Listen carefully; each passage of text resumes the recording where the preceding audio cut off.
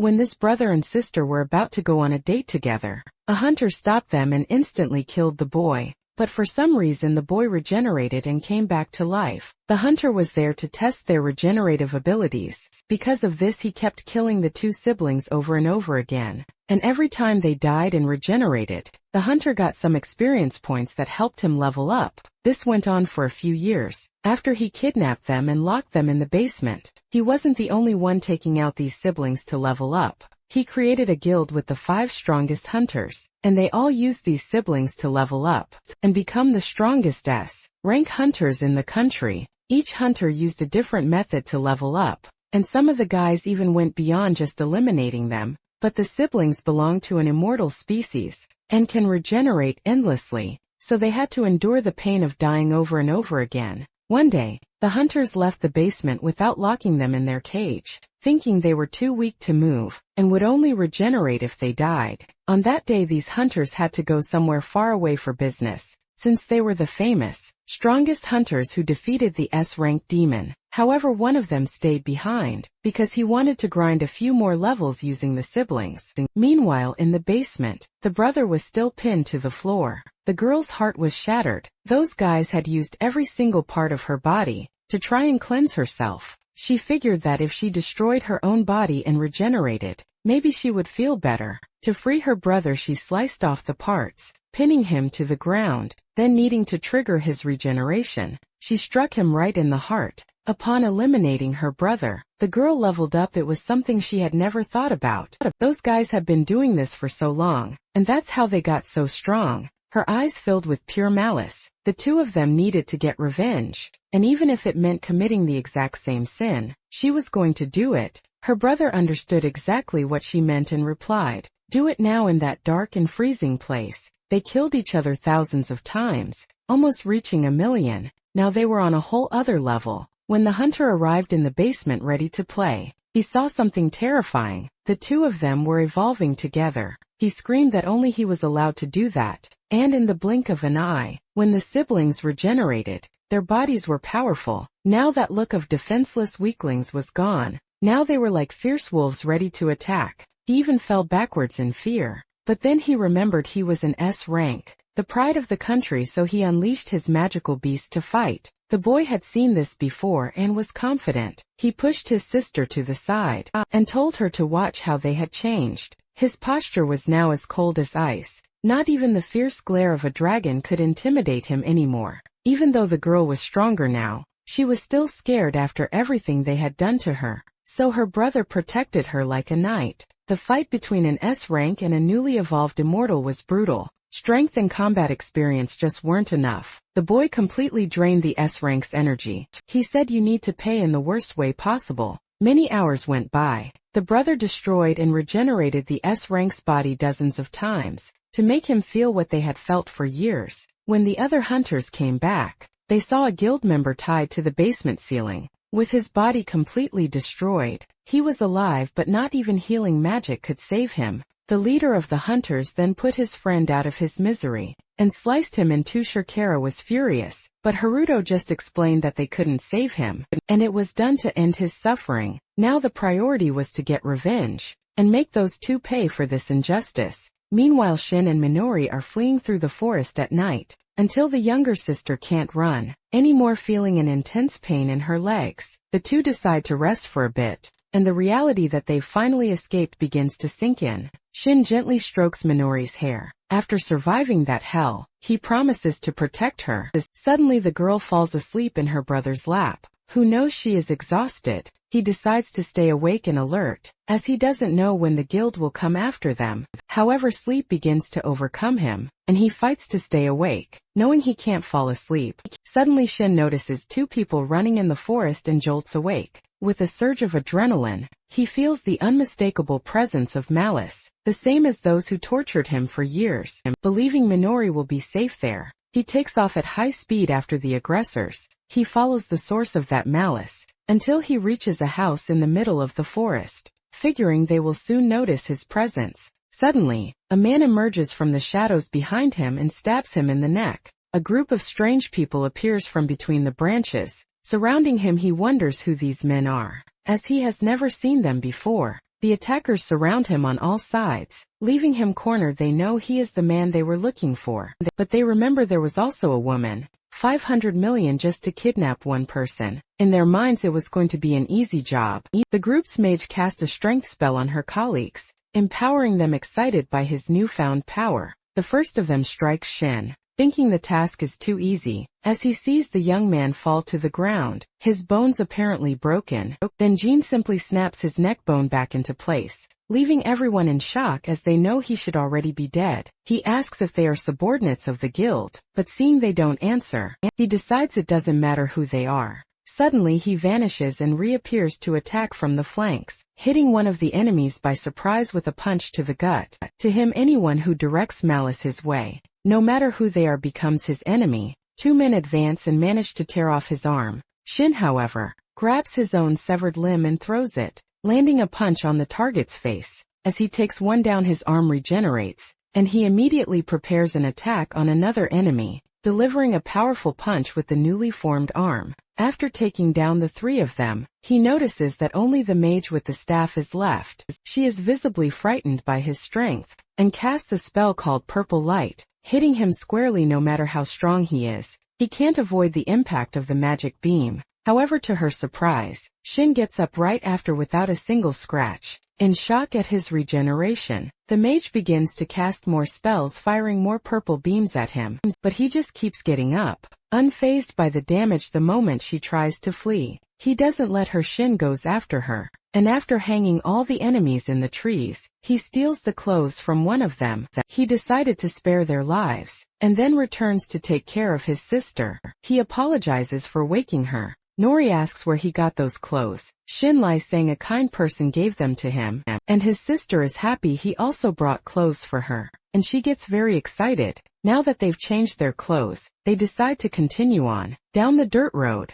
The immortal siblings continue their journey toward freedom. Shin believed that if they went a little further, the guild wouldn't be able to find them. They decided to rest beneath a waterfall, and made a fire behind the falling water. He had brought food for them both, and they were able to regain their strength. The mercenaries had been carrying weapons and emergency rations, which he had taken. However, they didn't have any useful information on them. Shin told his sister he was going to the tower to gather information and get some basic supplies, asking Minori to hide well. When he arrived in the city, he was amazed by how technological everything was. He sold a piece of equipment that fetched a large sum of money, allowing him to buy plenty of supplies. With the money he earned, he could finally feed his sister. He wondered what to do next. After all, Abe had been the weakest of them, and the others were far more monstrous. He needed to find their weaknesses, to ensure he could drag them all to hell. In the sky, he saw an airship broadcasting the news that the S-rank hunter, Abe Toru, had died. Kira was speaking live, saying that his friend who had always helped them, had been brutally tortured and murdered. He declared they would never forgive those who took his life. He then showed the faces of Kiryu, Shin and Minori on the broadcast to incite public outrage. Now, he understood the enemies from before had been hired to kidnap them. During the broadcast, Haruto addressed Shin directly, saying he would face the consequences and that it was useless to hide, because they would find him. The news caused a massive uproar among the population, who now wanted to see the two siblings eliminated to avenge Abe. They would not forgive the criminals who had killed their hero. Shin realized Kira was hiding his own crimes, and felt a duty to drag him down to the underworld. The scene shifted to the past. A few days before the Kiryu siblings had managed to escape, Shirkera was punching a man for failing to bring back any decent information, calling him useless. Aya said they had already leveled up enough and no longer needed it.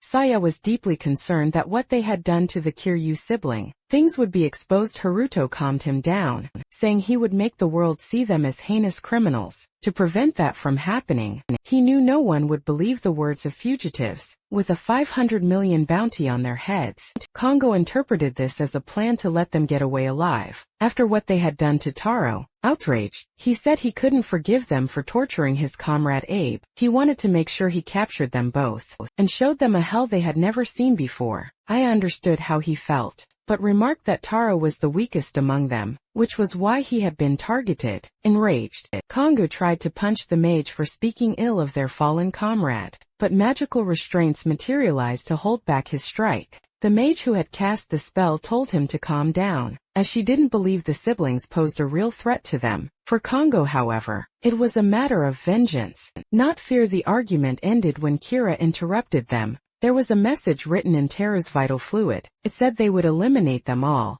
which meant the siblings still saw them as targets. Haruto told everyone not to panic, as he knew the curious would show up soon. The world was on their side since their names, faces and the bounty had been made public. Information about the two was bound to surface soon. When Congo tried to argue, Haruto said that panicking wouldn't help, as they were world-renowned heroes. They needed to prepare to face the Helllords and would rest for now, since they were all exhausted. Chakera, however, couldn't rest with so much resentment boiling inside him. He was determined to find the two of them and wipe them out. Meanwhile, at the waterfall, the two siblings were together. Minori had slept very well there, as illusion magic had allowed her to sleep peacefully, unaware of any threats. After resting, they knew it was time to leave, as it was dangerous to stay in one place for too long. He warned Minori that they were now criminals, their faces known in every city, and that they needed to be careful. So he came up with the idea of wearing masks to hide their faces, even if it slightly obstructed their vision.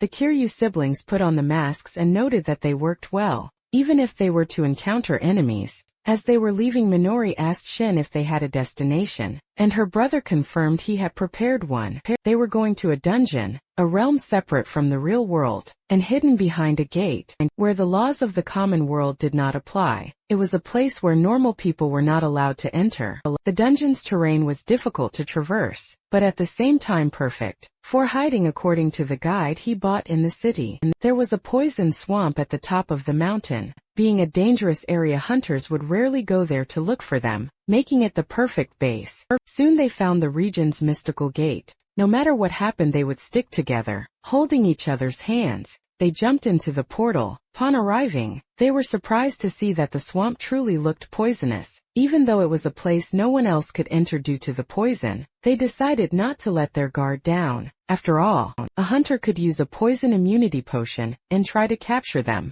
At that moment, he stepped on a plant trap that pierced his brain. He immediately warned his sister that if she stepped on the vines, seeds would be shot out, as the place was full of traps. As soon as she understood they couldn't relax, she pointed to something just ahead, seeing a giant white wolf and a giant black wolf. The siblings stood in shock. He told his sister not to worry about the monsters, as he would take care of it. He ran toward the creatures and jumped high to get on the wolf's backs, delivering a punch of overwhelming force that easily shattered the black wolf. However, the white wolf then devoured half of his body. Minori was frozen, but he regenerated quickly. Though he was frightened being a dungeon monster, the creature's speed and strength were on another level, even stronger than Abeteru and his chimera. Minori cast a spell to protect her brother. It was an enchantment that made his severed arms and legs move on their own to attack the monster. The two severed hands forced the wolf's mouth open, revealing its teeth as soon as its mouth was wide open. He charged toward the creature, managing to pierce through it and end the fight. Exhausted, he was panting and sweating heavily, making his sister worry. Although he had finished the fight successfully, he was visibly tired. Believe the ability he used to defeat the wolf had only manifested because of Minori's spell. Seeing red lightning coursing through his body, he commented on how useful it was, as it had helped him win. Meanwhile, elsewhere, a month after the siblings' escape, Konga picked up a giant stone. While his subordinates fought monsters, he hurled the rock with maximum force, defeating the blue wyverns. He then charged at another one and began to brutally rip off its wing, leveling up in the process. As expected of Kongu, he took down the wyverns with extreme ease. Later, in a cave while eating, Kongu asked where the siblings were. His men told him not to rush. As rumors said, all hunters were desperately searching for them because of the bounty. One of the subordinates then said something more important. He had heard from a friend that the boy now wore a mask. A few days ago, this friend, who went to clear the poison dungeon, saw Kiryu Shin defeat a poison snake with his bare hands. Poison snake is an rank monster, whose venom can take down an elephant. None of them could imagine a human being taking down such a creature. To Chikara it was strange that such a strong warrior existed, whom he didn't know about. The fact that someone had defeated an rank snake barehanded made him eager to meet this masked man. The subordinate stated that the event had occurred 3 days ago, and that the boy must still be in the dungeon, knowing it was a restricted and dangerous area. One of the men tried to argue with Kongu, but the consequence was a punch. He then declared that they would go to the poison swamp immediately. Kara was excited to find the masked man back in the dungeon. The protagonist senses something. Startled, he climbs a tree to watch the portal, feeling a presence draw near. He's certain it's Kongo when he says he's going out to meet him. Minori begs him to stay. Our hero, however, tells her to calm down, explaining that they are stronger now too. This was the perfect chance to get their revenge on the brute. He tells his sister not to look so worried, assuring her everything will be fine since he can't die. Still, Minori urges him to be careful, pointing out that despite his immortality, Kongo is stronger than Abe. He then uses her enchantment to boost her brother's strength, and he dashes off. He moves stealthily through the trees, activating a spell to expand his field of vision. He finally locates his target, Kongu. He's near the swamp's entrance, clearly waiting for him to come closer. Spotting a poisonous boar nearby, the protagonist decides to use it for his trap. He cuts his own finger with a knife, and casts an illusion and hypnosis spell on the creature. He then commands the boar to run toward a horde of other poisonous boars, luring them into his trap. And upon seeing the herd of boars rushing toward them, Kongu and his lackeys consider it a perfect warm-up. He orders his men to stop trembling and attack the creatures. While crushing the animals with ease, Kongu shouts for more to come, finding the fight far too simple. After defeating the entire herd, he remarks on how easy it was. However, his lackeys plead for a rest, but Shirkara refuses to listen. One of his men complains of extreme exhaustion and shortness of breath before he starts vomiting blood. Soon his skin and that of the others begins to melt, and they all cough up large amounts of blood. Kongu smells poison in the air, and finally understands why his men are succumbing. He knows poisonous boars don't release that kind of toxin when killed. He wonders what's going on, and just then the protagonist emerges. From behind him he strikes, but Kongu defends the blow effortlessly. Turning around, Kongu sees the masked man and realizes the rumors about him were true. The hero then lunges forward, and manages to slice Chikara's hand with his knife. Even with the blade embedded in his hand, he retaliates with a powerful punch. The protagonist is sent flying backward, feeling the force of the impact and the wind generated by the strike. Kongo's movements and resilience confirm every rumor about his strength. Kongo rips the knife out of his hand, and declares that he's taken a liking to the masked man,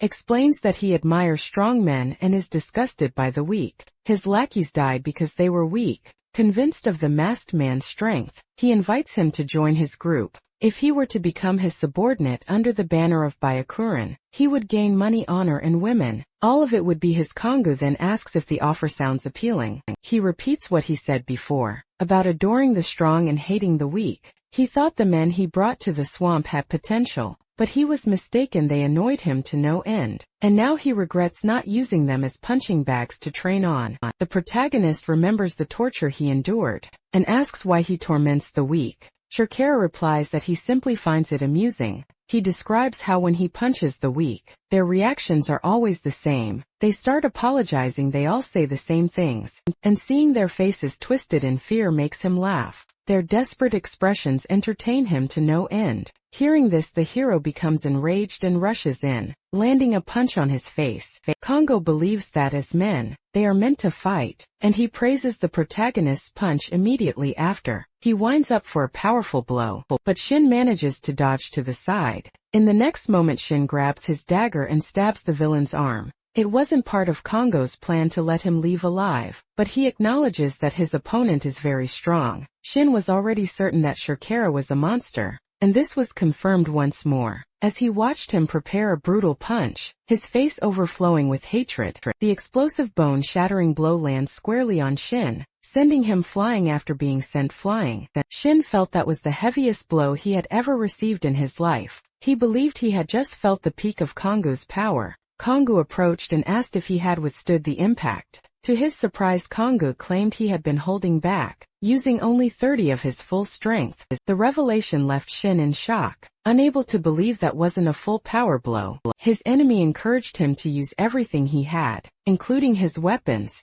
He declared he would withstand any attack the masked man threw at him. Just to prove who was stronger, Shin lunged forward with his knife and slashed, but the blade shattered against Kongo's body. Kongo said that at his full strength, a dull knife like that wouldn't even leave a scratch. He stated that Shin must have understood the power gap between them by now and that he couldn't win like this. Shin, however, responded with a flurry of punches. Chikara remarked that he was the first to challenge him like this, even after witnessing his power. This made the villain like the masked man even more, and he responded with a powerful kick, the impact sending the protagonist flying once again. Excited, he threw the boy to the ground. However, he was disappointed, as he had placed high hopes in Shin and now believed him to be dead. But then Kongo noticed a pool of poison on the ground, and a moment later a knife was thrown into his shoulder. He found it impossible that Shin's skin was intact, even after sinking into the pool of poison, and called him inhuman, though he still couldn't remember who he was.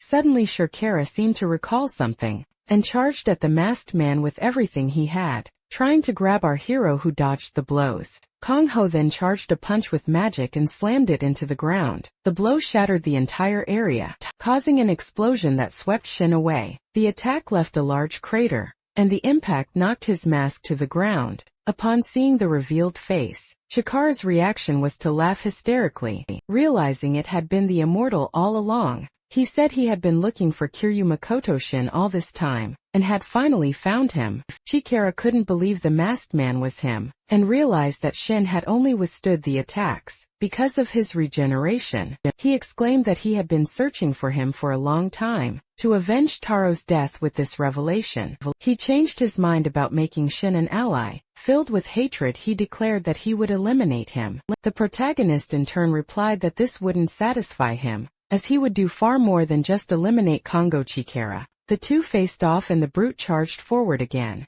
He hurled rocks in the protagonist's direction, and one came with such speed that it tore off his arm. Immediately after, Kongo prepared an overhead kick, and as the blow landed, he yelled that he wouldn't let the immortal escape this time. The kick shattered the ground even more, widening the crater. However, our hero was unfazed and dashed toward Chikara with great speed, appearing in front of him and landing a punch to his face. Kong-ho barely moved from the punch and reacted, asking if that was all he could do. To demonstrate what a real punch was, he delivered a brutal blow to Shin's face that sent him flying into a rock, coughing up a large amount of blood. He noticed the immortal was trembling after his devastating blow. Kong-ho laughed boisterously, as fear was clearly visible in the boy's body. Our hero was terrified and started running, as he looked at his enemy's malicious expression, who knew he had remembered the fear he felt while being tortured. Kodo ran desperately while the giant followed him. Walking slowly, the immortal screamed and his severed arm,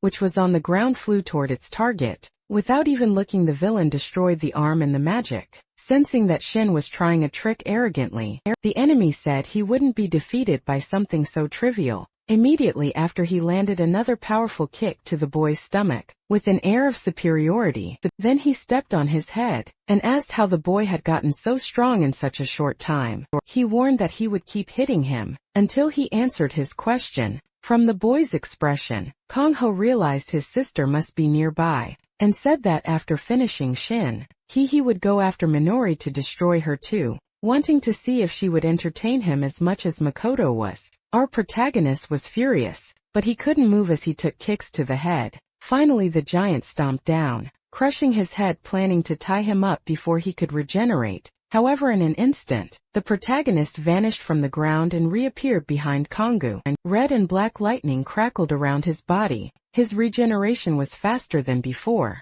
Shin vanishes in the blink of an eye, and reappears in front of his enemy, preparing a punch. A shockwave erupts from the impact of their two fists. expelling a massive amount of energy. Kongho notices the boy has gotten faster, but judges him to be powerless. Thinking he's completely overwhelmed, he unleashes more punches than Shin can handle, and asks if his regeneration is failing. To keep up, Kongo lands a punch on the boy's arm, making it explode, and Shin reacts with a look of sharp pain. The villain wonders how much longer Shin's weak defense can hold out. After that, another kick is thrown at the protagonist, who loses another arm. Shakira says he's just regenerating and defending without thinking, calling him incompetent. Seeing Shin crack a small smile, he asks why. The protagonist answers that he just thought of something. He's glad Kongo is a brainless idiot. Shin notices that all of his severed limbs are imbued with that red and black energy. Our protagonist then commands all these parts of his body to move.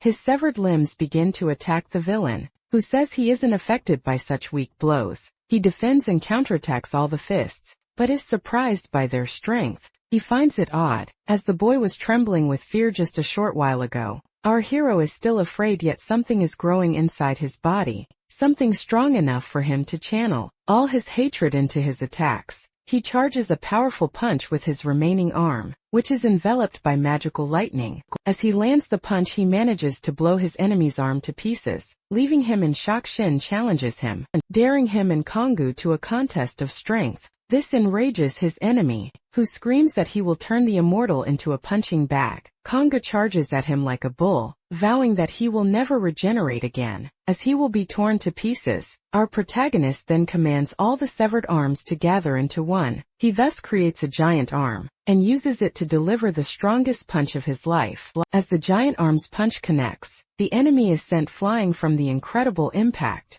Shin asks Shakira how it feels to lose in a contest of strength. He says that all the hatred and fear the brothers felt will be carved deep into the villain's body. A week after the battle with Kongo, we see the guild heroes at their base. Kira asks if the preparations for facing the next demon lord are going well. Saya replies that they are, and that they must work hard for Abe Toru's sake. For a moment, Haruto seems to forget Toru's existence. Saya finds this strange. After a moment, Kira says he was just joking and that he remembers Abe. After that awkward moment, Saya mentions he hasn't seen Shakira around. Kira says he's looking for the brothers, and comments that the two of them served as good punching bags. During that time, he tells the swordsman not to worry, saying Chikara will bring the brothers back soon. The attitude of the two leaves Saya feeling uneasy, and he thinks that when the brothers return, he will train them to death. Just then, an employee arrives in a hurry to give the heroes some news. He claims a package was just delivered, but that it's no ordinary delivery.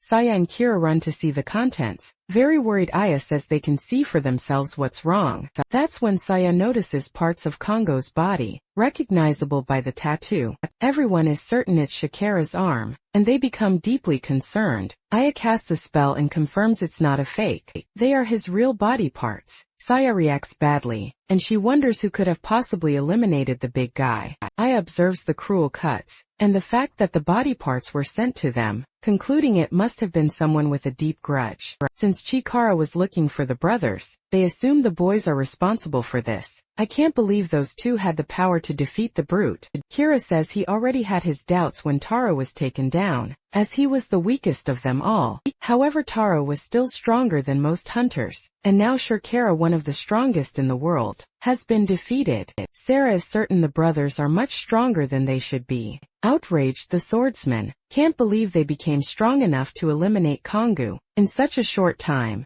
Haruto then asks how they got so strong so quickly. Saya explains that they did it by killing each other hundreds of times to level up. Kira adds that by defeating a higher level enemy, you gain a lot of experience points. The brothers probably killed each other over and over to level up quickly, becoming strong enough to get their revenge on the Byakuran guild. This revelation leaves Aya and Saya frightened, but they try to remain calm. Even while feeling bad for Shakira, they need to think about what to do next. Aya casts a spell to stabilize Saya's mind, telling him he needs to rest. He thanks her and leaves the room, while Haruto asks the mage to leave him alone for a moment. When she leaves, Haruto picks up the severed arm of his former colleague, not feeling the least bit intimidated. Sending a piece of trash like this to confront him doesn't even make him afraid. If they think they'll get their revenge with just this, they are sorely mistaken. Still, the fact that they came up with a plan to defeat Kongo was impressive. stepping on his former comrade's eye. He calls the brothers idiots. However, the eye belonged to Makoto Shin,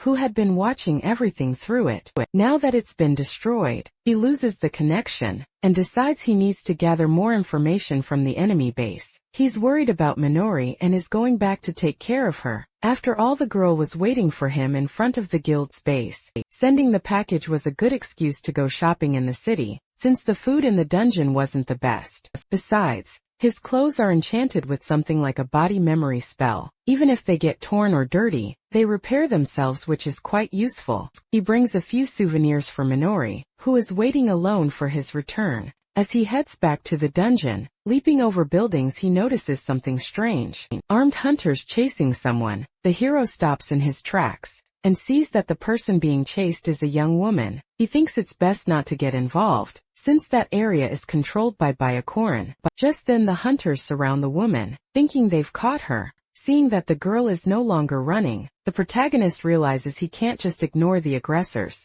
He jumps down from the building and rushes the hunters, landing powerful punches on both of them before they can say a word. Knowing there must be a reason the girl was being chased, he tells her to run and get away, recognizing her in the process and wondering what she was doing there. While all this is happening, Minori waits for her brother's return. Sitting on a tree branch, he finally returns and his sister asks what's wrong, noticing the hooded girl he's carrying in his arms. When she asks who the girl is, the protagonist tells her to calm down and look at the person's face. Minori looks shocked to see that the person is herself. They both have the same face. Ishiki Seiya is the proud commander of the Byakuya Guild, and the world's best swordsman, an S rank with his gentle gaze. He is highly popular and adored by women. His friendly nature and good humor win everyone over. However, few people know his true wicked nature. One day while he was in a hot tub with several girls, one of them accidentally spilled wine into the water. Saya became enraged and eliminated the girl for this trivial reason.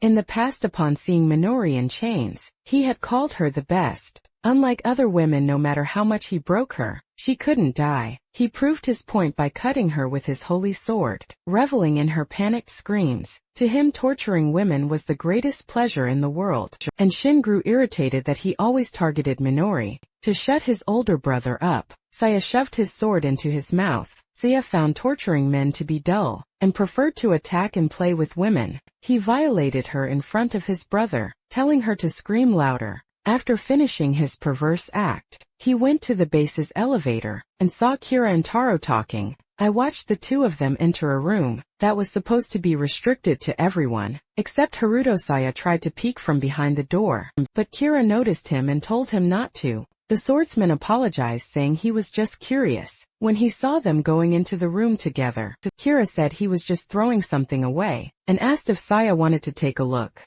Curious, the swordsman entered the room, and was met with the sight of several tubes containing clones of Minori. Haruto explained that he had asked him to create several clones of Minori. Kiryu, the idea was to mass-produce them using Yo's power, so that he could level up even faster. They used Byakuran's resources and Teru's technology to create the clones, but the plan didn't work. Their regeneration ability was incomplete. After being eliminated 10 times, the clone would no longer regenerate. Furthermore, they didn't grant any experience points when defeated. Even after trying to improve them, Taro found the task too difficult and ultimately useless, so they decided to get rid of them all. Saya asked if they were really throwing them all away. Taro replied that there was a little trick. He intended to use the clones as much as possible before discarding them, but confessed that he wasn't satisfied as they weren't real. In a perverse manner, the world's greatest swordsman asked them to give him the clones. Teru argued that they were useless, as they possessed no emotions or self-awareness. They were just defective dolls that followed orders, which Saya considered perfect. Abe found it strange that he was so excited about the dolls, but Saya explained that he didn't understand. It wasn't about liking dolls, but about Minori. Kiryu, he loved her, and wanted to use them, and play with them in every perverse way imaginable. In his manipulative mind, all rights to her belonged to him. Kira commented that he wasn't obsessed with her, but dependent. Haruto in turn called Saya the worst kind of scum imaginable. Back in the present, the clone and the real Minori met, both in a state of shock seeing the scene. Our protagonist asked if his sister was okay, the clone revealed that there were still a dozen other Minoris being used by Ishiki. She explained that, although they were supposed to be devoid of emotions, the truth was that they had feelings. The clone couldn't explain it exactly, but everything changed when, by chance, she saw the real Minori's face on TV. Something warm was born inside her. At the same time, she realized the hatred and resentment she felt were all directed at Ishiki Saya. As soon as she understood this emotion, she escaped from the mansion. She told them that there were others like her in the mansion, and asked for help to save them. The protagonist then had an idea to use the clones to eliminate Saya. The girl didn't understand how, and he explained that since Ishiki didn't know the clones had emotions, he would surely let his guard down around them. They could use this strategy to take him down. Minori, however, asked what would happen if he discovered the plan. When he replied that in the worst-case scenario, they would all be eliminated, his sister became furious. She slapped Shin Makoto across the face, arguing that those girls didn't ask to be born, and now that they were alive, they shouldn't be used as tools and abandoned to die. Those girls were created from her cells and were like her sisters. If her sisters were crying for help, it was only natural that she would want to save them. He questioned him, asking if sacrificing all of them to achieve a goal was really the perfect chance to get revenge on Saya. Our hero felt a weight on his conscience, realizing that this would make him just like the monsters from Byakuran. The clone then declared that they would save all the others. To redeem himself, the protagonist said he would eliminate Ishiki Saya with his own hands for treating her sisters like trash. He apologized for scaring his sister, and said they would go to the mansion together to save them all. And so the two siblings went through the portal and, emerging from the forest, headed toward the mansion. Meanwhile, Saya was punishing one of the clones, furious that another like her, supposedly mindless, had escaped. He penalized the others for failing to stop her flight. He then ordered them to hunt down the fugitive and bring her back, an order they obeyed promptly. Minori's clones ran through the city streets, chasing a hooded figure. The pursuit continued until the hooded girl stumbled over a box. Losing her speed immediately, the clones seized the opportunity to lunge at her, pinning her to the ground. They signaled that they had found and captured the target, and were returning from the top of a building. The protagonist and his sister watched the entire capture. He remarked that, as expected, they had followed her after the staged escape. The plan was in motion. The protagonist handed one of his ears to his sister Minori, while she marked an X on her face to serve as bait. With his body manipulation ability, he could hear everything happening inside the mansion through the ear. If anything went wrong, he would appear instantly to protect her. Arriving at Ishiki's mansion, which was much larger than he had imagined, the clones knocked on the door and announced the capture of the supposed fugitive. Saya demanded to know why number 10 had run away. Feigning submission, Nori apologized and claimed she had chased a mysterious shadow, but had already dealt with it and there would be no more trouble. He warned her that if she acted on her own again, she would be discarded at that moment. Haruto called Saya for a remote meeting and ordered him to get rid of her before he returned. The clones obeyed and our hero heard everything through his spell. The girls took Minori to the place where she was to be eliminated. In the center of the room lay several bodies of other clones, and the girl was terrified by the sight. While the others cleaned the area and disposed of the corpses, Minori began to cry, finding it all incredibly cruel and horrific.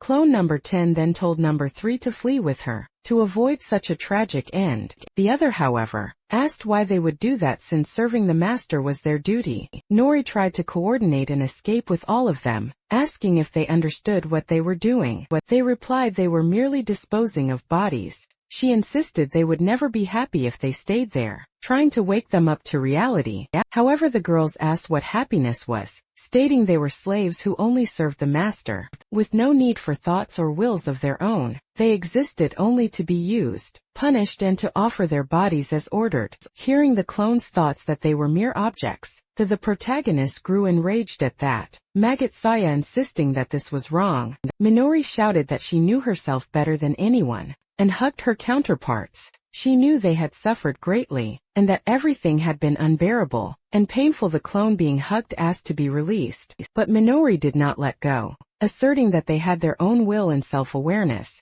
They simply didn't know how to express it. She proclaimed she would save them from that situation. Number 3 didn't understand, but she felt something stir within her. At that moment, Ishikasia kicked the door open, interrupting them. Declaring he had not given the girl permission to speak, he angrily punished them with slaps to the face. He concluded that number 10 was defective and needed to be discarded. The scene triggered Minori's memories of the torture she endured while imprisoned at the Byakuran base. Saya drew his sword, noting the look of hatred on the girl's face. Suddenly one of them told the master to stop. He punished number 3 for trying to give orders, striking her with the hilt of his sword. Seeing them all gaining consciousness, he grew tired of it and decided to eliminate them all at once. As he swung his blade toward number 3, the original Minori stepped in front of her. When Ishiki noticed she had protected her counterpart, he was shocked by the act. However, as he smelled and tasted her vital fluid, he recognized it as familiar. The girl tried to attack him,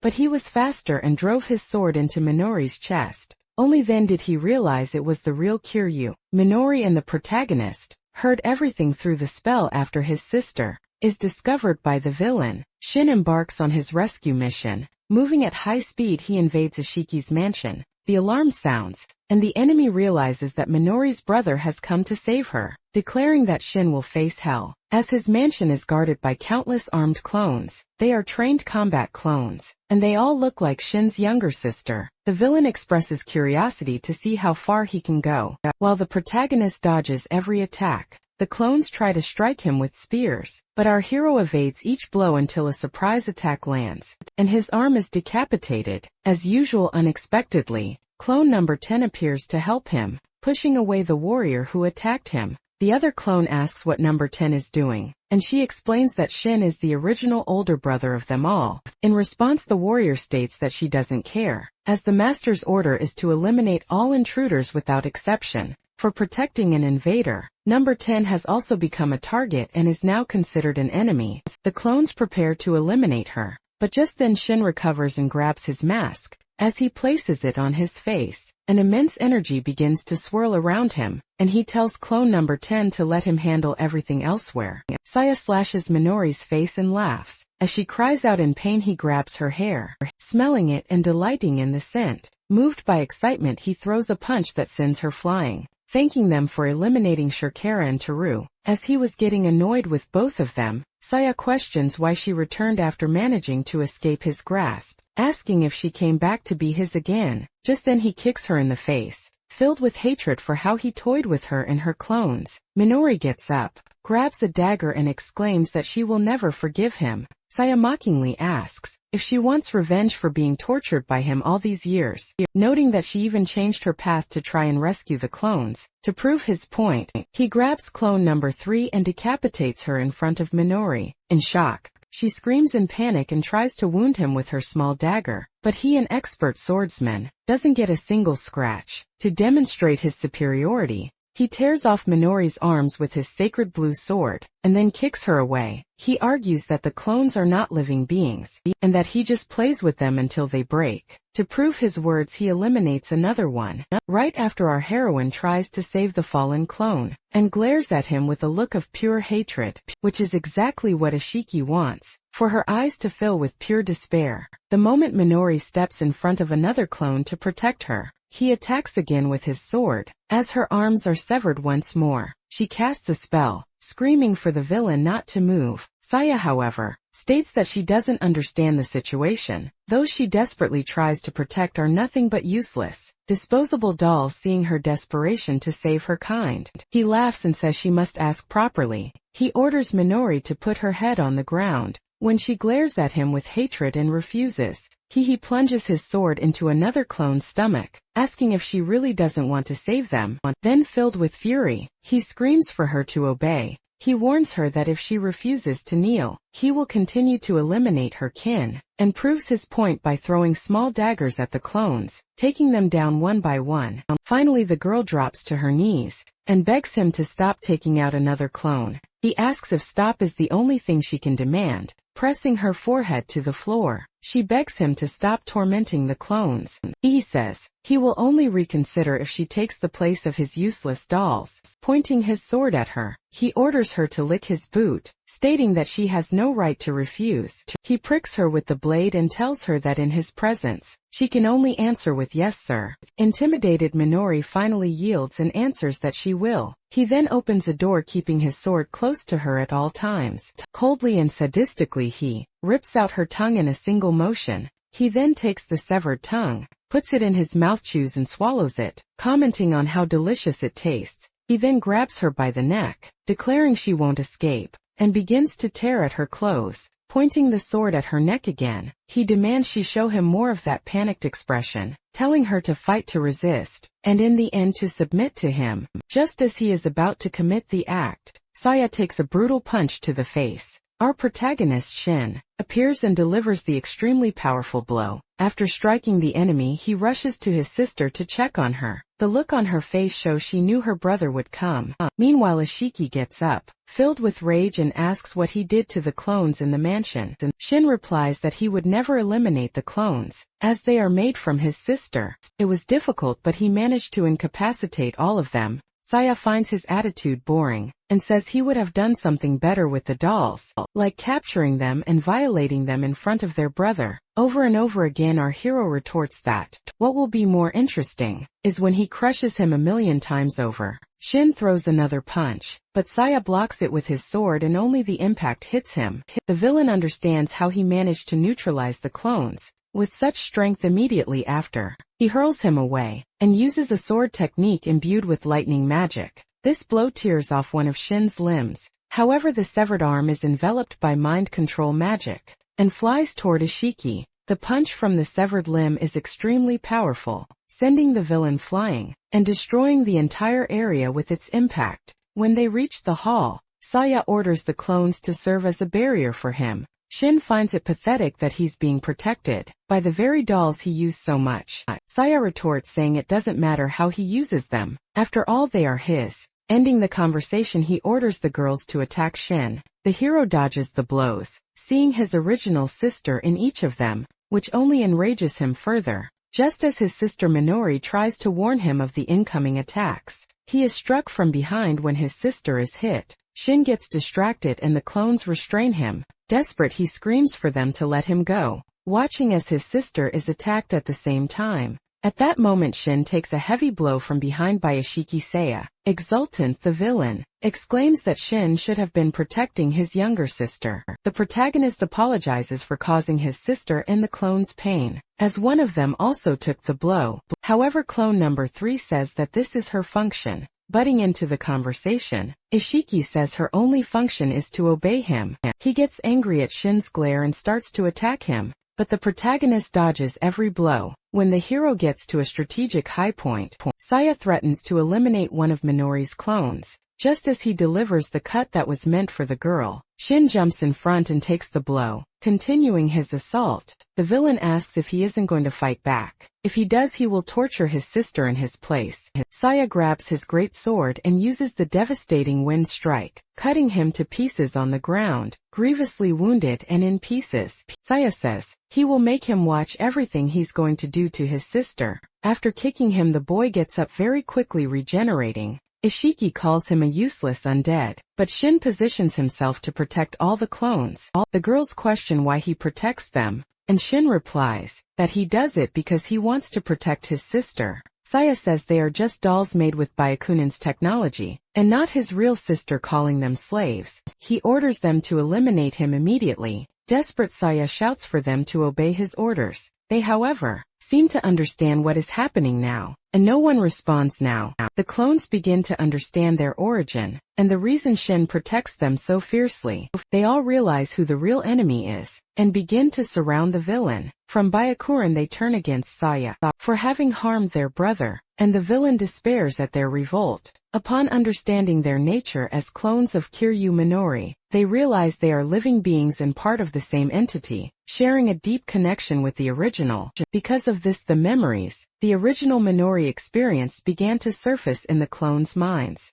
revealing scenes where their older brother Shin desperately tried to protect them. Shin understands that her physical manipulation ability allows the user to control parts of themselves that have been separated without realizing it. Minori had shared her experiences with the clones, who possessed the same genes as her. Completely losing his mind, Saya screams, ordering the dolls to obey him, for he is their master. They were supposed to follow his orders. But now anyone who tries to hurt their brother becomes an enemy. Ishiki threatens to cut everyone there to pieces with his sword. However, Shin doesn't allow it and lands another massive punch on the villain. As he falls to the ground, Saya is attacked by a Minori clone wielding a spear. Fallen and defeated, the villain is confronted by Shin, who asks how he should finish him. As had already been established, the original Minori wishes to do it personally. She wouldn't be satisfied unless she got her revenge with her own hands. While the clones immobilize Ishiki's arms and legs, he begs them to stop Minori, then summons a giant hammer and uses the immense weapon to strike him.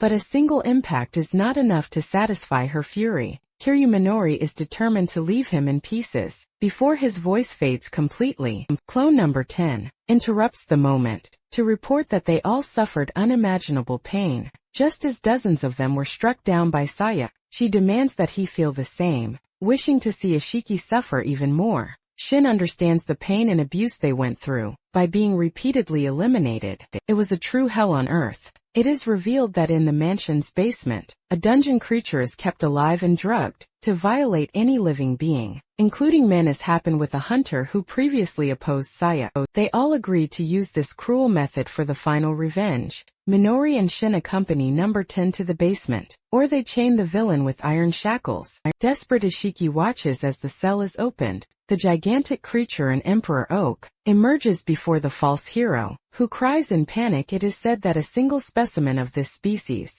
possesses the power to create an entire country. Originally, the creature was only interested in women, but due to Byakarn's drugs and modifications, it began to attack men without distinction. Minori is disgusted by the scene, and Shin prefers to look away. The moment the creature tears Ishiki's clothes and licks its lips, the curtains fall, ending the disturbing sight. Minori and her brother are visibly shaken and exhausted, wishing only to rest. The clones offer to prepare tea, thanking Shin for saving them, and for not eliminating any of them during the battle. Number 10 expresses deep gratitude, not knowing how to repay their original brother. He accepts their thanks and asks them to show him around the mansion, as he needs to gather food and information about the Byakuran Guild. While number 3 guides him, number 10 decides to remain there until the torture is over. During their conversation, the girl confesses she doesn't know what to do in the future, as she was created without choices, and fears the world won't accept them. Shin comforts her, stating that's a lie because he himself accepts them. He assures them they don't need to seek an immediate meaning for their birth, they just need to live. Then number 3 promises that she will live the best she can. However, out of nowhere, she is decapitated with a precise and clean cut, eliminated right in front of her brother. Behind her, Kira Haruto appears, who hadn't seen our hero in a long time. To reach that point, the Byakuran hero had eliminated all the other clones. He faces Shin and with a sadistic smile, says he's happy to celebrate their emotional reunion, but that he still needs to eliminate everyone present. He unleashes a precise slash with his sword, severing both of Shin's hands. Kira comments that he didn't react in time. As his severed limbs regenerate, our protagonist charges forward, throwing a punch radiating with magic, but misses when his enemy dodges. Naruto finds him much slower than he expected. Shin tries to attack repeatedly, but misses every strike. Kira says that thoughtless attacks are useless against him, and demonstrates how it's done. Preparing a spell, his attack destroys a large part of the mansion, and hits our hero's arm. Seeing the damage he caused, Makoto calls him a monster. Kira mocks him, finding it curious for an immortal to say such a thing. With one arm destroyed, our hero tries to activate his regeneration as quickly as possible. However, he falls into despair upon realizing his ability isn't working. Kira reveals that a spell on his sword has prevented Shin's regeneration. Our hero feels fear, as Kira is different from the other members of Byakuran. He can't imagine a way to defeat him, and now only wants to ensure his sister escapes. Therefore, he doesn't care if he doesn't make it out of there alive. Shin then asks how he discovered his location. Kira explains that Ishiki's report stopped, so he came to check on the situation and ran into Makoto. It was lucky for Kira but unlucky for our protagonist. Naruto then asks who else is in the mansion, since the protagonist used the plural when referring to those present. The false hero knows Shin's sister is there, but has no interest in avenging his fallen comrades. In fact, he's even happy that the guild members were eliminated, as it means Shin and his companions leveled up by defeating S-rank members. This means that if Kira eliminates them now, he will gain many levels. Our hero thinks he's completely insane. Although he partly agrees, the false hero doesn't care. In an instant, he vanishes from in front of the protagonist and reappears, plunging his sword into his stomach. The blow gravely injures him, and as Shin falls defeated, Kira gains an absurd number of levels, feeling an overwhelming euphoria. However, Shin refuses to give up. He invokes a spell that binds Kira's feet, declaring that he will still eliminate him, using the sacred dome of the sanctuary. Kira repels our hero, sending him flying and declaring that he will not be defeated. At his current level, the protagonist can't even touch him, and continues to take blow after blow, losing his vital fluid. His regeneration can't keep up against Kira's absolute power. The enemy then offers Shin a chance. If he surrenders and goes quietly, he will leave his sister in peace, but if he resists, he will capture him first and then the girl. Shin asks if he's lying, and Haruto replies that it all depends on the protagonist's actions. In a total panic, Shin kneels before the enemy and asks him to take only him. He begs him to spare his sister and Kira laughs, mocking his lack of dignity and pride. But in truth, Kira was lying and planned to eliminate them both. Filled with rage, our hero screams and tries to punch Kira, who dodges backward at that moment. All the remaining clones and the original Minori appear to protect their brother. Haruto notes that Shin took good care of them, and that there are still some left. When Minori appears, the protagonist yells for them to stop. They are no match for him. The clones begin to be destroyed one by one, but they say that even if they can't win the fight, they can buy time for the two of them to escape. As Haruto advances on Shin, they sacrifice themselves to repay him for saving them from the hell they lived in. Using an instant teleportation spell, one of the clones managed to get the two siblings out of there. Safe and sound, Kira misses his attack, and realizes that a spell of that level would require an immense amount of mana. Seeing the caster collapsed on the ground, he considers the situation problematic. However, he knew that even if all the clones attacked him at once, they wouldn't stand a chance of defeating him. Suddenly one of them rips her own blouse, revealing a final trick related to her original function. After all, Ishiki had planned to use them repeatedly, and then discard them. Clone number 10 activates a magical biological bomb, releasing the soul energy condensed in a crystal lodged in her chest. With their last strength, they thank Shin and Minori before detonating themselves, blowing up the entire mansion with overwhelming power. Sajiri, Aya was considered the most beautiful woman in the Byakuran Guild. With her stunning looks, gentle demeanor, and impartial attitude, everyone fell in love with her. However, only those unfortunate enough to spend time alone with her discovered the terrible secret. She hid like a certain man, who caught her bathing in vital fluid and witnessed her true face. 6 months ago, she descended into the secret bunker in the guild's basement. Upon entering the room where the siblings were imprisoned, she checked how much fluid had already been collected. Noticing the progress was only halfway, she decided to speed up the extraction rate. When the machine stopped, she went to the panel herself and turned it back on. The helpless siblings saw a giant fan materialize right below them. The blades began to spin at a dizzying speed, and the two panicked as they were slowly ground up. As she watched the scene, the mage Aya cackled sadistically. Although that method didn't help her level up, it was of no importance to her. As long as she could get their tomato sauce to indulge in, that was enough. He'd always imagined immortals would look like zombies, never that they would have such soft skin. No matter how much they were tortured, their skin always regenerated, becoming as smooth as a newborn's. This was a woman's greatest dream, eternal youth with everlasting beauty and youth. Men and money would come to her without any effort. She felt a deep envy for the siblings for being born with this ability. Just by drinking their vital fluid, she could maintain her youth and radiant skin forever. She had found the formula for eternal youth, and wanted even more of that precious blood for herself. Kira, the guild leader, watched everything with a proud expression. Back in the present, when the guild leader arrives at the scene, he no longer finds the siblings. He immediately wonders if the two managed to escape. Kira then calls Aya fainting sympathy, but the mage is furious. She asks, her voice laced with anger, where the siblings are and why he hasn't captured them yet. Kira informs her that they eliminated Saya and escaped again, but Aya couldn't care less. He just wants him to capture them as soon as possible. Kira doesn't understand the rush. After all, they still have plenty of blood in stock. She, however, argues that the blood needs to be fresh to be more effective, as without a constant supply, her beauty and youth would fade away. Kira says he doesn't care about her youth, and complains that she's yelling too much. Aya calls him useless and orders him to stop messing around, and find the fugitives immediately. Kira's expression darkens. He asks since when she became so important as to give him orders, and tells her to capture them herself, since she desires their blood so much. Kira further provokes her, saying that if she stays so stressed she'll end up with wrinkles. The comment enrages her even more, igniting the entire area around her with her rage. The mage decides she will search for the two of them personally. Meanwhile elsewhere, Haruto wakes up and asks his sister where they are. She explains that the clones blew everything up near the gate, and that somehow they ended up in a dungeon. Startled, the protagonist asks about the others. Minori's face takes on a sad expression. Our hero is devastated for not being able to save them,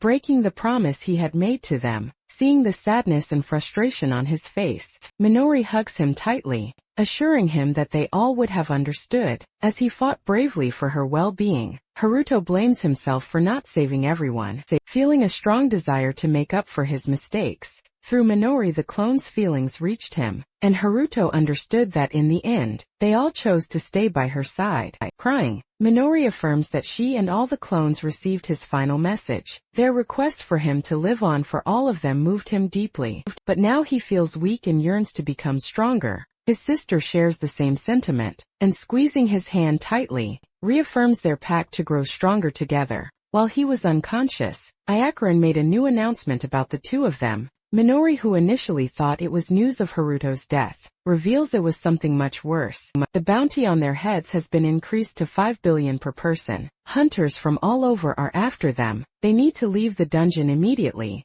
as their pursuers can track them through the teleportation points. Following a winding path, they finally find the exit marked by an intense light. However, Haruto steps in front of Minori, telling her to stop right at the exit. A monstrous eye appears covering the entire opening. Then its entire body is revealed, a giant terrifying dragon. Minori shouts to her brother, saying they should run back into the dungeon, but he wants to do the exact opposite. At that moment, the dragon unleashes a destructive breath of fire that hurls the two of them away. After the heavy impact, the creature begins to fly over the area. They realize it's a high-rank monster, something that shouldn't be outside a dungeon. They don't understand why the dragon is there, but they know they don't stand a chance of fighting it. The siblings begin to dodge its intense blasts of fire. As they run, they spot a city and think they're safe, since dragons don't normally attack human settlements. But to their horror, the creature unleashes a blast of fire that destroys a large part of the city. Its breath exceeds 3,000 degrees, temperature capable of melting anything in its path. Its scales capable of repelling even cannon fire make it practically indestructible. Only the combined forces of several powerful guilds would make fighting a dragon a viable option. Faced with such a monstrosity, the siblings wonder how they could possibly escape. Then Shin proposes a risky idea. To attack the monster, Minori thinks he's gone insane. However, the protagonist claims they will defeat the dragon and level up. He reminds Minori of the promise they made, arguing that if they run now, they will never be able to defeat Kira. Shin advances on the left, while Minori circles the dragon on the right. The creature unleashes a breath of fire, and our hero looks for an opening to attack. He puts on his mask, activates a magical enchantment spell and charges at the dragon. Shin attacks the dragon from above, initiating a balanced aerial combat. Dragon is a living creature, which means the main target should be its head. He lands a powerful punch on the creature's head, causing it to lose its balance and stagger. His hand is covered in the monster's fluid, and he feels a sharp pain as the dragon's scales are extremely hard. Minori realizes she needs to aim for the gaps between the scales, and moves in to attack. She thrusts her dagger into these gaps, but the dragon barely reacts and attacks her with its tail. After knocking the girl away, the creature turns to Shin and prepares another breath of fire. The blast hits Shin head on, but his sister soon appears to defend him. Ignoring their attacks, the monster unleashes a macabre red breath, which Minori tries to defend with a spell. Even with her magic shield, she is hit by the blast and her hand is severely injured. The black flames, which consume magic on their own, continue to burn her, feeling excruciating pain. She remembers the clones who died and uses that memory as fuel. Determined to become stronger, she rips off her own arm to stop the pain and the spread of the flames. She faces the dragon head-on as her brother gets up, declaring that the fight isn't over yet. This is the first time his bones have been completely melted. He expected something like this from a dragon's breath. Now recovered, he coldly rips off his own hand, imbues it with a spell and hurls it at the monster. The hand, shrouded in magic, strikes the creature with full force, which for the first time shows a clear reaction of pain. Seeing the opportunity, Shin yells for his sister to act, and she immediately charges the monster. Girl feels she needs even stronger magic and screams. As she attacks the dragon, Minori unleashes the infernal black flame magic with all her might. Against the target, the dragon screams in pain and begins to weaken immediately after. The protagonist appears in front of it and forms his severed limbs into a single weapon, compressing all his strength into a single point. The unified strike pierces the dragon's scales. He then strikes the monster's head with a massive blow, and it reacts with a final scream. The attack drives the beast into the ground, finishing it off completely, and the protagonist gains several levels from the victory. The two siblings are satisfied having defeated the creature. Minori feels that her abilities have awakened after the confrontation with the dragon's flames. As they calm down, they wonder why a dragon was there, since they didn't see it when they passed through the area before. Our hero deduces that someone was controlling it because of the purple glow in its eyes. It was the same glow that appeared when they were hypnotized during their torture. To be able to control something so insane with hypnosis magic could only be the mage Aya. As soon as he says her name, several dragons begin to fly over the island. On top of one of them are two well-dressed people armed with swords. They jump down, and the protagonist suspects they are also being controlled,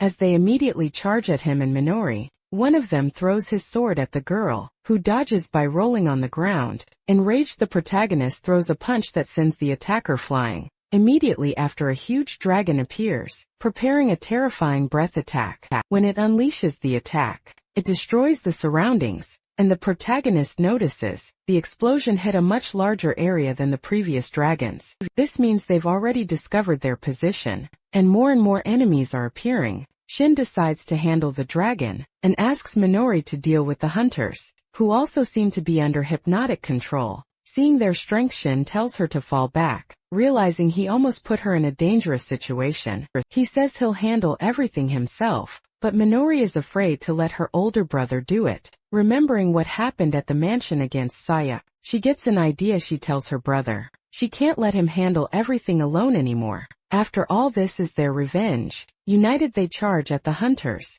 casting their spells, casting fire spells. Minori defeats 3 of them at once. As the dragon prepares an ice breath, Shin charges forward and is hit head-on with half of his body torn off. He uses body manipulation to attack with the severed part. However, the dragon bites his legs and stops the attack. Cleverly, Shin uses a poison infusion, causing the creature to feel excruciating pain and fall defeated, which grants him many levels. The hunters attack Minori relentlessly, but she dodges every blow. Seeing more enemies appearing from above, she is forced to conjure her magic shield to protect herself, until she is stabbed in the back. Realizing there are too many targets, she decides not to hold back and uses black flame expansion, hitting several enemies at once. She warns her brother that they must end this quickly, to avoid permanent damage. Even with the black fire burning them, the hunters get back up. The hypnosis magic forces absolute obedience, keeping them on their feet despite their severe injuries. Suddenly, all the controlled monsters and hunters begin to retreat. They fall into line, as do the dragons, waiting for Sajirai Aya to emerge from a portal. The siblings notice that Kira didn't come with her. Arrogantly, the woman seems to think she can handle them alone. She reveals that she shares the 5 senses with the hypnotized, and that's how she found them on the island. He comments that she was brave to come to them without Kira Haruto. She replies that she doesn't need him to face 2 opponents she considers weak. Minori conjures her black flames, and states that pride goes before a fall. She attacks the mage, who completely dispels the spell and remains without a single scratch. The mage used a shield of living beings to protect herself from the attack. This enrages Minori, who cries because Aya doesn't value human life. When one of the hunters falls to the ground defeated, the mage says that human life is meaningless to her. As long as she is beautiful and strong, that's all that matters, the rest is disposable. Minori believes there is no hierarchy in life, but the mage disagrees, stating that the two of them are living in an illusion, and that she will disillusion them. Right now, Aya uses a purple lightning spell that destroys the surroundings and creates a crater between them. As Shin Makoto jumps to save his sister, Aya appears and says he should be more worried about himself. She uses hypnotic temptation and kisses him on the lips. Shin Makoto's eyes turn purple, controlled by Aya's spell, and his sister is terrified. Mage says he is lucky, as he won't have to do anything and will preserve his youth forever. Minori is furious that she is hypnotizing her brother, and charges at the mage. She lunges with her dagger, but her own brother steps in front. Taking the blow, the mage tries to get into her head, saying how terrible it is to stab her own brother. Just as Minori tries to attack again, Aya makes her brother counterattack with a massive punch. Minori dodges and shouts, trying to wake him from the trance. She begs him to recognize her, but Aya says it's useless, as her hypnosis can only be broken by her, unless Minori can overpower it with a stronger spell, or eliminate the caster controlling Shin. Aya orders him to attack Minori, and the boy begins to throw kicks. After kicking her away, he advances and prepares another punch, which hits her squarely. Aya knows that Minori feels terrible about being beaten by her beloved brother, who is much stronger. Minori grabs her dagger and decides to fight back, to avoid being eliminated. Looking at her brother, she has a vision of moments when he was kind to her. This distracts her, causing her to take a powerful hit. Lying on the ground disarmed, she felt weak, thinking she couldn't fight Shin. He then choked her, lifting her off the ground and making her feel powerless. She began to see visions of her brother protecting her in the past, and remembered the promise they made to become strong together. Still conscious, Minori started to murmur something. Then, consumed by hatred, she screamed with all her might that she would eliminate the witch. Aya ordered Shin Makoto to tear his sister to pieces, but it was Minori who reacted first, severing his limbs. She apologized to her older brother as she dodged his attacks, and immediately after she cast the explosive black flames. Magic covered a vast area. Aya escaped through a portal, avoiding the attack. Minori had always thought that as long as she was behind her brother, everything would be fine, but that was no longer enough for her own survival. She attacked him coldly, tearing off his arms and finally his head. However, Shin continued to fight even without his head, landing a punch on his sister. She could feel the emotions and apologies in his blows. It was Minori who should have been apologizing. After all, she had been weak and had always dragged him down, but that was about to change. Now she would have the strength to protect her brother too. As she fought, she leveled up and finally gave him a hug. During the embrace, she declared that she would become strong, and then exploded with magic, taking Shin Makoto with her. After the sacrificial attack, Aya tried to collect the blood of the two siblings. She wanted to recover them as quickly as possible, and grew irritated with the dense smoke that prevented her from seeing them. From within the smoke, Minori's voice emerged, saying that Aya had underestimated her by thinking she wouldn't be able to fight Shin. But on the day they escaped from hell, they had eliminated each other several times. An absurd amount of magical power emanated from the girl, and she said that she had made up her mind a long time ago. Shin Makoto thanked his sister for snapping him out of the hypnosis, and now they would fight together. Aya realized the explosion had broken her spell, and prepared to try and hypnotize him again. Aya raised all the hunters and dragons again, ordering them to attack the two siblings. Minori, now stronger, used her dagger to defend against a sword attack. Her brother finished off the hunter, but immediately after a dragon nearly burned him to a crisp. However, that was when Kiryu Minori saved him, creating a protection spell. Then she used her black flames to take down the monster. The mage raised all the corpses once more, and declared that it was useless to fight her, stating that they would keep moving until their hearts stopped for good. He knew that if they didn't eliminate them properly, they would just keep coming back to life. The two siblings continued to face the hypnotized, who now acted like zombies.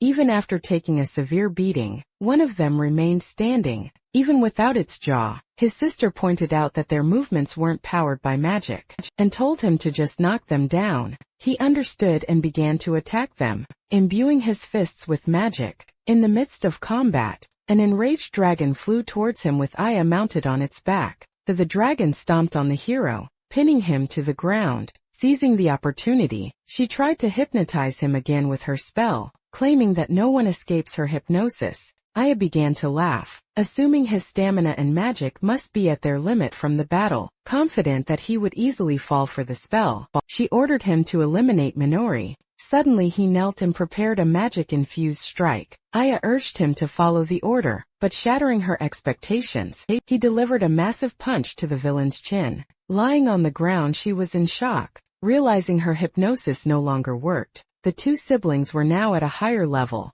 and her magic no longer affected them. With her teeth broken, Aya found it impossible that he had overcome her hypnosis. In a fury, she began to cast various destructive spells to finish them off. Minori created a shield and defended against all the attacks, claiming that the two of them were immortal. Aya grew even more furious and conjured even stronger spells, unleashing flurries of meteors, of various magical elements against the siblings. The spells didn't work. Kiryu Minori defended against everything, and then used the black line spell. Even with the witch creating a shield, the blast of black magic began to break through her defense. She found it absurd that her magic was losing. The girl's spell hit her, burning her skin. Aya began to burn and scream in pain, a pain Minori had experienced many times before. Because of Minori's magic, the suffering the siblings had endured was nothing compared to the pain Aya felt now. The younger sister wanted her to feel it, and to do so she used her enemy's own hypnosis spell against her,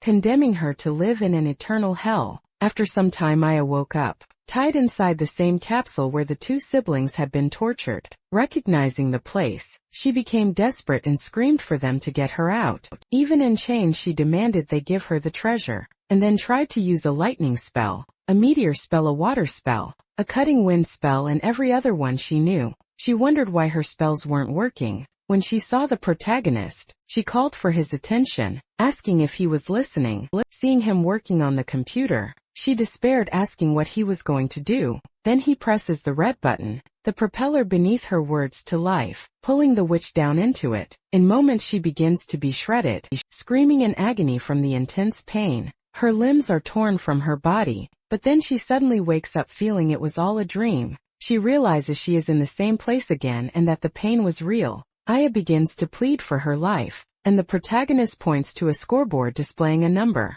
She understands that's the number of times the siblings were shredded by the same torture. She realizes she will be tortured the exact same number of times. The protagonist presses the button again, and the witch cries out in pain. Finally she wakes up, realizing she endured the same amount of torture as they did. Aya believes that now she will be allowed to return to the real world. Free from the pain she intended the moment she returned, to deal with the siblings and finish them off. However, the count resets and starts over, plunging her into despair. She thought it was finally over, but the button is pressed and she suffers again, screaming she can't believe she has to go through it all over again. Meanwhile, the siblings notice the witch's body becoming dry and wrinkled. They realize this was Aya Sajari's true form. They understand she had been using magic to feign youth, as she was actually over 100 years old. The protagonist explains that she lived for about 150 years. When the tribe of immortals appeared, she discovered that by drinking their vital fluid, she could preserve her youth. That was why she became obsessed with the siblings, and with eternal youth even after suffering the same tortures as them. She still clung to her life. Shin, his brother, believes that if they leave her there, she will die of old age. The hero decides not to finish her off and turns to leave, until his sister notices something shining in the distance. She finds a medallion, and realizes it's what the witch used to control parents and children. Through hypnosis determined, she decides she needs to end this cycle of suffering as quickly as possible. The witch wonders if hours or days have passed. Aware that her death is near, suddenly Haruto arrives, having sensed her presence, and finds her on her deathbed. Aya begs him to finish her off as she won't last much longer. Kira, however, refuses and leaves, leaving her to suffer, and denying her final request. Thus she will rot slowly, her appearance deteriorating, to reflect the hundreds of years she truly possesses. Kira in turn senses the siblings' presence, and vows that he will not let them escape again. Far away, the siblings decide to take a break and light a campfire in the forest. The two talk about how far they have come on their mission.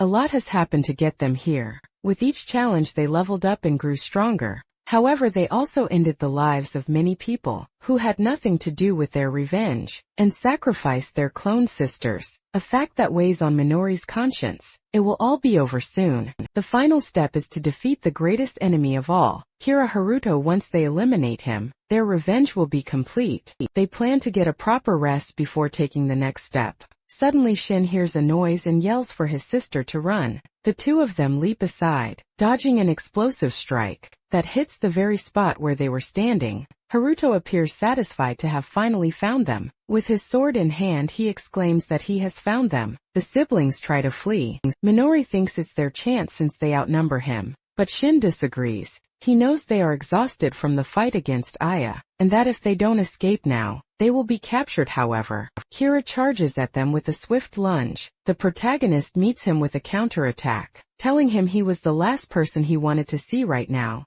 Haruto doesn't like the sound of that, and retorts that they have a long history together. He says he was just planning to play with the little sister, but he's changed his mind. Now he's going to erase his younger sister. His sword transforms, sprouting eyes and growing in size. He was annoyed that she escaped from Saya's mansion, and to vent his anger he's decided he needs to eliminate her. With a maniacal expression, Kira declares that because she angered him, he will erase her very existence. Filled with rage, Shin Makoto lunges at him, fury coursing through his veins. He throws a punch, but Haruto dodges it effortlessly. Next, Minori attacks with her dagger. The villain parries both blows, but Shin strikes again. The hero notices that their combined attack was effective against Kira. Minori imbues her dagger with powerful magic, and unleashes a slash toward her target. As he dodges, the protagonist appears behind him with a charged punch. Kira dodges again, seeing the situation is becoming dangerous.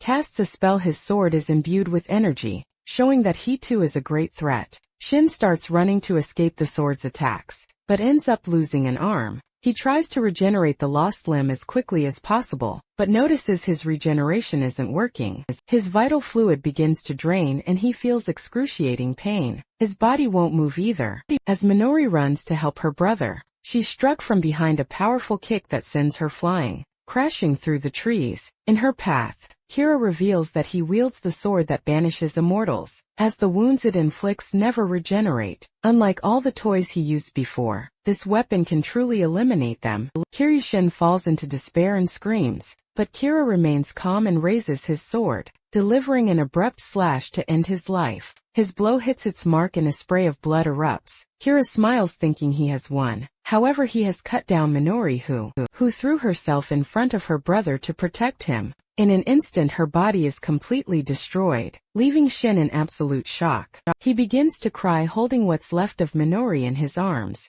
Her last words are his name. In desperation, he tries to cast a spell to save her, but nothing happens. He screams, completely distraught, for his sister to wake up, refusing to believe this is the end. Her last words are to tell him she loves him, and then Kira finishes her off for good. This leaves Makoto unable to react. Haruto, for his part, comments that he hates emotional family moments. He knew that if he tried to eliminate Makoto, his sister would come to protect him. Family bonds are useful, as Haruto had anticipated their exact actions. Makoto looks at his sister's head separated from her body, and can barely even cry. A distant memory from the time they were free comes to his mind. He remembers her making food for him, and the two of them eating happily. Minori would hang the clothes on the line and declare it was going to be a great day. He would tell her it was time for school and they would go together. She mentioned that Yoshida had invited her to the aquarium, and Makoto found it strange, as he thought she hated aquariums.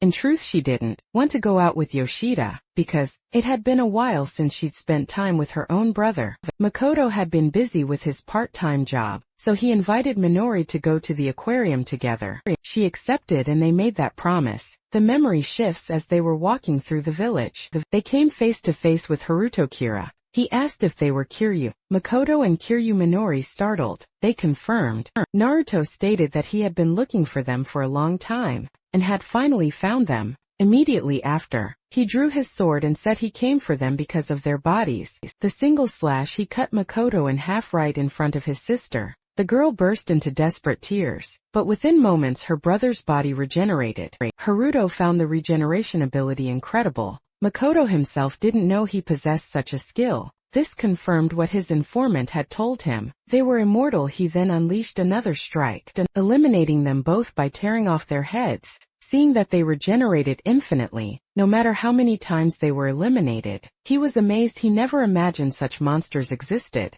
The descendants of immortals, the siblings for their part, had no idea of their true origin. He quickly killed them again and subjugated them, stepping on their heads. From that moment on, they became his food and the torture began, never stopping. They were eliminated hundreds of times by Haruto Kira's sword, who promised to make good use of their bodies. Back in the present, Makoto cries convulsively, watching his sister be eliminated forever. He enters a berserk mode, screaming with overwhelming fury. An immense red energy emanates from his body after the scream, and a macabre aura surrounds him. The transformation leaves Haruto impressed, and even a little frightened by his monstrous presence. He is shocked to see Makoto's new form, a bestial figure with horns. Makoto attacks him, letting out a monstrous roar, and gathering an unprecedented amount of magical power. His roar makes the ground tremble, and creates a powerful gust of wind that sends Haruto flying. He uses a spell on his sister, striving to bring her back to life.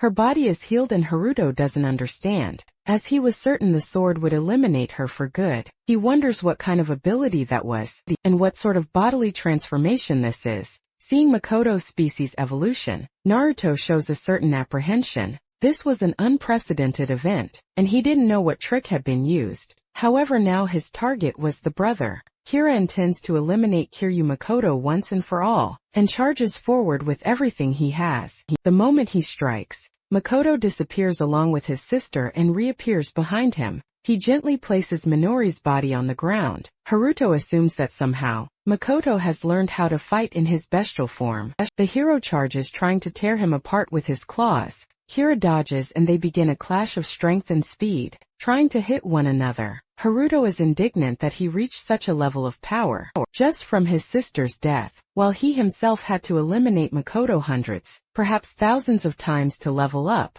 Makoto lets out a piercing shriek and charges again. Kira refuses to accept his current state. Another clash of strength occurs between them, and at first neither can land a hit. However, Makoto soon throws Kira far away, making him feel pain for the first time in a long while. He admits that Kiryu is the first person to cause him so much damage. At once there was no point in getting arrogant. After all, he was just a descendant of an immortal, and couldn't possibly defeat him. Haruto smiles at the monster Makoto has become, who barely reacts to the insults. Then they both take a deep breath, and engage in another sequence of relentless attacks, and dodges. Makoto charges up a black lightning spell and launches it at Kira. Haruto dodges and grows increasingly furious with the situation. He uses his sword to try and eliminate the enemy for good, and Makoto takes a cut to the shoulder. The attack nearly splits his body in two, and Haruto wants to ensure he dies. He leaps, attempting a downward strike to drive the sword into his body. However, the protagonist has already recovered and creates a magical barrier. Besides blocking the attack, he jumps and strikes Kira, using his energy to knock him to the ground. With Haruto down, Makoto walks slowly toward him. Kira can't believe he's about to die, and refuses to let his end be like this. Meanwhile, Minori awakens. Even after being struck down by the sword that nullifies regeneration, she sees her brother recoil in fear, as Haruto also awakens a semi-demonic form, and is shocked to see him. She thought she had been cut in half by the sword strike, and wonders what is happening, and if that monstrous creature is really her brother. Then Haruto, in his true form, states that he thought he would never show it to anyone. Wings sprout from his back, and he declares that the price the immortal tribe will pay will be high. Filled with hatred, he charges forward to unleash a brutal attack. He and Makoto clash with infernal strength, emanating an immense amount of energy. His sister watches the two fight in the sky, with overwhelming intensity. Utterly astonished, Kira attacks with a demonic expression on his face, trying to use his sword against the protagonist. Makoto, however, catches the blade with his bare hands, and charges a magical blast that he fires from his mouth. The attack hits Haruto squarely, blasting him off the ground and causing immense pain. However, he withstands it, and unleashes a sword strike that slams the protagonist into the ground. He charges again and sends him flying with another slash. Koto skids to a halt on the ground and then lunges at the enemy, letting out a guttural scream. He bites the neck of the Byakuran's leader, who feels a sharp pain. However, Haruto takes advantage of the situation to cut off Kiryu Makoto's head. He believes that with his neck severed by that sword, it would be impossible for Makoto to regenerate. He asks if the immortal is finally feeling the true sensation of death. Laughing outrageously, he suddenly stops when he sees a magic circle forming from Makoto's body. Makoto's head quickly reattaches to his neck, and Haruto notices the spell's geometric pattern. He sees that the circle is shaped like a clock, and realizes Makoto used a spell to turn back time. The reversal of Makoto's and his sister's deaths leaves Kira completely terrified. Laughing, he deems it impossible for the immortal to use that technique. Multiple times Kira draws his sword and unleashes the same strike that once eliminated the demon, King of Hell, determined to end the duel. Makoto in turn charges a spell to counter the attack. Imbuing his own sword with a purple energy, the two unleash their strongest attacks, each attempting to erase the other's existence. With superior strength, Kira overpowers Makoto's attack, believing he has won. His sword cuts through the hero's overwhelming power, who seems to have lost the clash. However, it is at this exact moment that Minori appears. Using her magic, she places her hands on her brother's back and shouts for him to win. When Makoto feels Minori's touch, everything changes thanks her, receiving a new wave of power to finally carry out their revenge. Kira yells that he has eliminated them hundreds of times before, and that this is nothing, claiming that the siblings' destiny was always to be destroyed by him.